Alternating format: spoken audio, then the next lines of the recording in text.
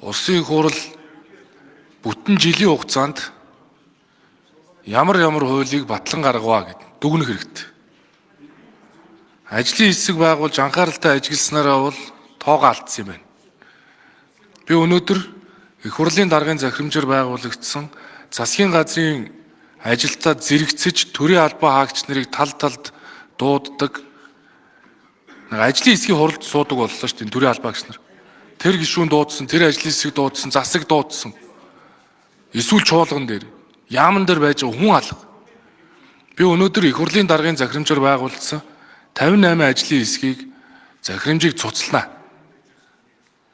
Одоо ер нь бүгдээрээ хийх ажлаа хий. Юу хийхээ мэдхээ боллоо гэхэд юу хийхгүйгээ ядаж мэддэг бай гэж би зорж байгаа. Өнөөдрөөс би ажлын хэсгүүдийг цэгцэлж 7-гоос 10 ажлын хэсэг л байгуул. Энээс хойш хэтрэхгүй. Засаг хуулиа оруулж ирэх шахна. Оруулж ирэхгүй бол их хуралд хэлцэх асуудал засгийн газраас өргөн мэдүүлэг бол байхгүй шүү. Тийм учраас засаг ажил хийх хэрэгтэй. Тэгээ ийм л зарчмаа барь. Тэгээ энэ нэг томилгоо одоо ингээд хуулийн хугацаатай томилгоонуудаа хийгээд ажил төрөлтөд орё. Надад 1 сар өгчгөө. Би засгийн газрын кабинетийг real timer бүх их хөгжилд суурилсан мэдээлэл гаргуулдаг болгосон шиг их хурлын 126 гишүүнд энэ бүх мэдээллүүдийг дата болгоод real timer хардаг болгоно.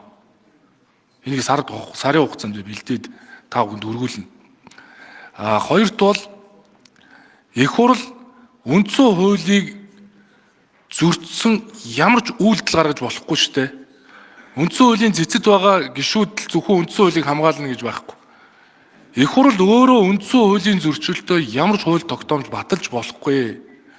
Дэгээ зөрчиж болохгүй. Одоо туршлагажих цаг байхгүй. Одоо ингээд нэг төрийн албаа хаагчийг би ингээд авчираад тамгын даргаар тавих шиг амрах юм надад алгаа. Гэхдээ надад бол хүн сургаж авах, хүн туршлагажуулж авах цаг алга. Бид өнгөрсөн хугацаанд үндсэн хуулийн одоо зөрчилтөө шийдвэрүүд дэг зөрчсөн үйлдэлүүд удаатаараа гаргажээ. Үүндээ үнэлт дүгнэлт хий.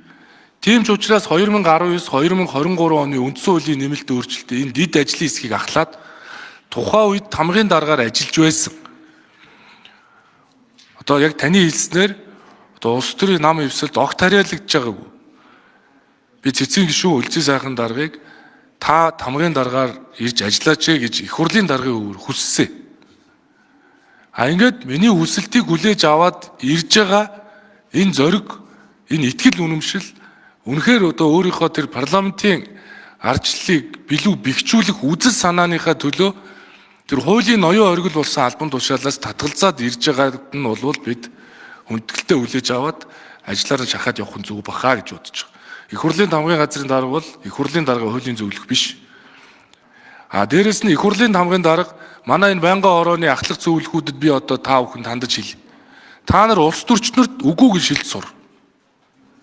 Улс төрчид дураараа авирлуул наа чи хууль зөрчнөө уучлаарай гэж хэлж сураа. Хаалгын саваад гард сур.